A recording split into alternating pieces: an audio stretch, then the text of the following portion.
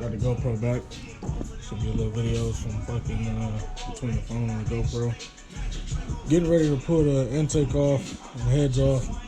It was supposed to literally just be drop in, but of course I had to spend some more money.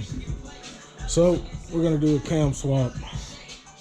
We're doing a BTR, I believe it's Stage 2 turbo cam. Comes with the push rods, springs, all the shit. So getting ready to get going on that shit. Got the 400 sitting over here, still haven't even touched it, but it'll get it soon.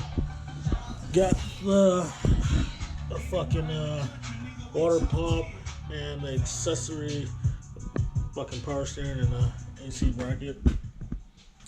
Got the valve covers and the fucking coil packs.